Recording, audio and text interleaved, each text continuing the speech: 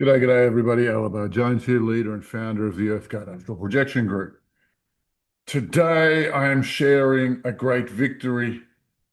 It's something we've been working towards for the last few weeks. If you saw this video, what it talks about is us attacking the Department of Demonkind related to possessing our political elites, or as I like to call them, the collaborator class.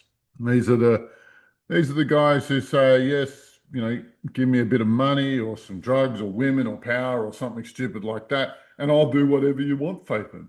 And they're selling out their species. If you see the way the world's going, it's because of idiots who are willing to say yes to that, and then they get the big jobs.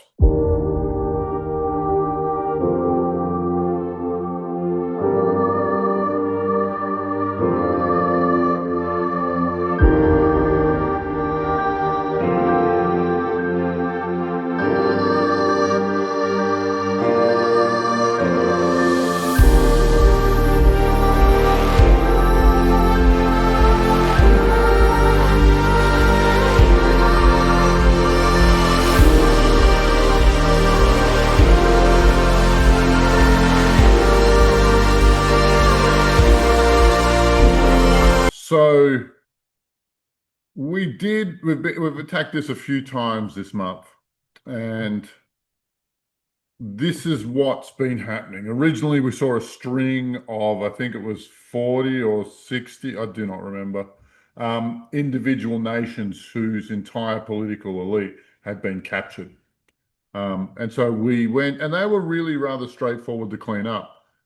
What we had trouble with was the center of this, which is um, sort of a hive of possession. It is on the astral planes, it was a construct, a 360-degree sphere, a complete sphere.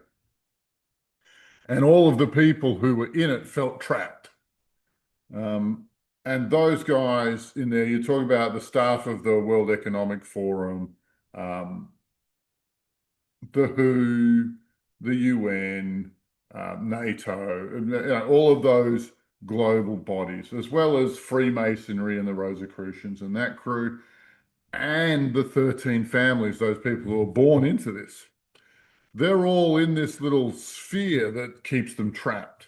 And strangely enough, Mother Earth wanted these guys fixed as well. And our plan is to separate demon and mankind from each other. In these people in particular, and these people who have so much influence over how the world is run.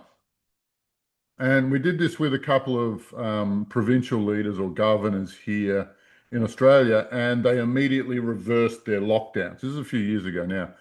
But instead of tightening the screws on the lockdowns for COVID, they backed it off. It was pretty cool. But it took way too much resources at that time to do it on any kind of scale. And so now that Demonkind is more or less dealt with, the only beings we're seeing here are what are called scratch units. I don't know if you guys are familiar with that. It's a military term.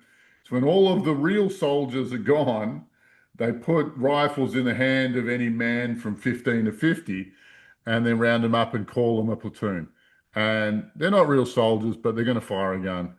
And that's called a scratch unit. And so demonically, we're facing scratch units. These guys are just rounded up and hoping that they'll make a difference. And they very, very rarely do in any military confrontations. They're just not trained for it, they're just not ready for it. And half the time, they're not even willing. And so we cleared a few of these units around the Earth. Like there's not that much left of their influence, except in this core.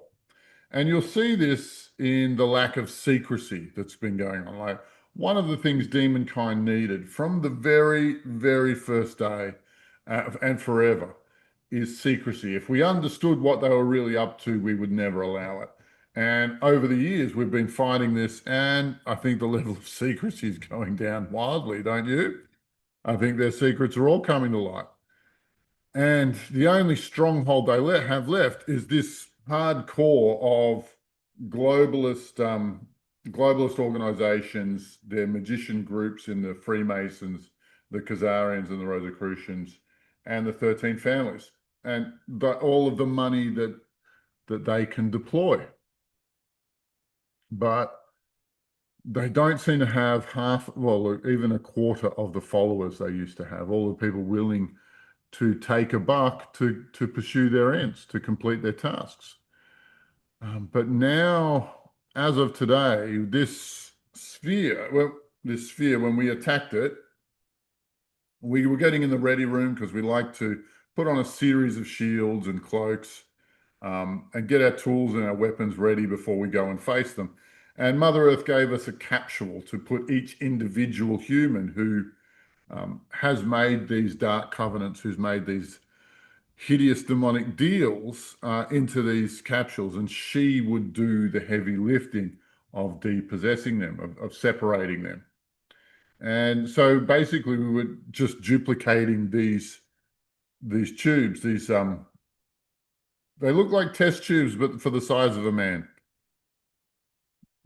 We're duplicating these and then hooding them over all of these characters who are working in those spheres.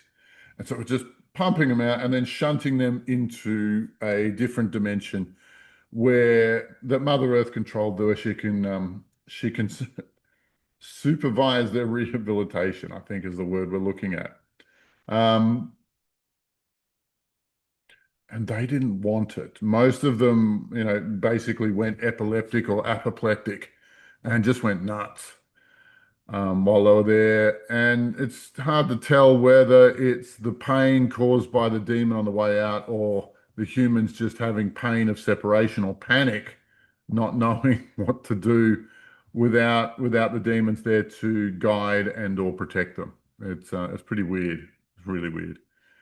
But these are the willing collaborators, and I got no patience for them. So we did want to assuage their suffering, but nah, nah, just let them burn for a while, let them feel it.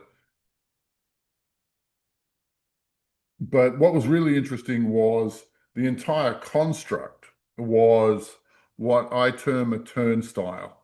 A turnstile will go into anywhere and come out anywhere. And it involves melding thousands, in this case, tens of thousands of portals into a spherical shape. So that basically anywhere in the Pan-Galactic Evil Empire, you could come inhabit a human for a day and then go back out to wherever you wanted to. Um, and it took quite a while to close all of these and to dismantle the sphere and the framework that they had there.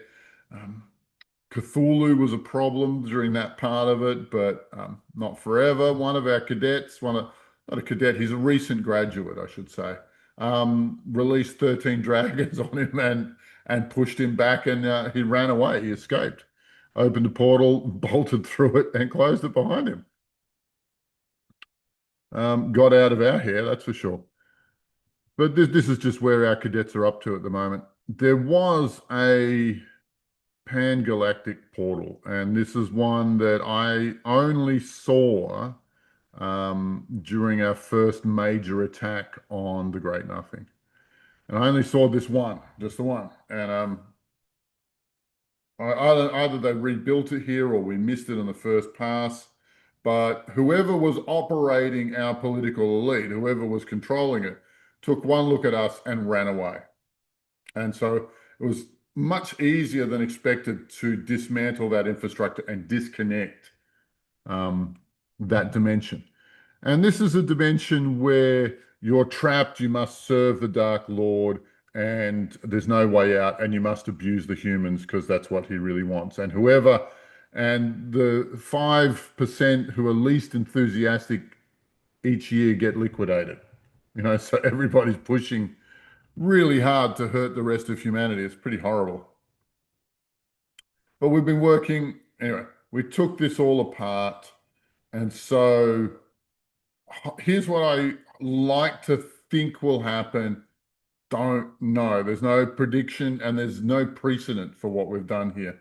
Is that those political leaders might actually no longer fear the Dark Lord, no longer serve him, and start acting in the interests of humanity in the hope that that'll save their neck in the years to come, in the next 2 years, I reckon. That's what I'm hoping. I wonder. I wonder. I don't know what sort of results we're going to get, but today was a major victory. I don't know what their counter move's going to be, but they were expecting us to dismantle this because we've been trying to do it for the last few weeks. And so, what does it all mean? Who knows? Who knows? But, as usual, the Earth Guard will keep pushing for humanity's interests and keep trying to get Demonkind the hell off our planet. And we're really close. I can't imagine that they're going to last till Christmas, but we will see. Anyway, my love to you all. Stay well. Bye for now.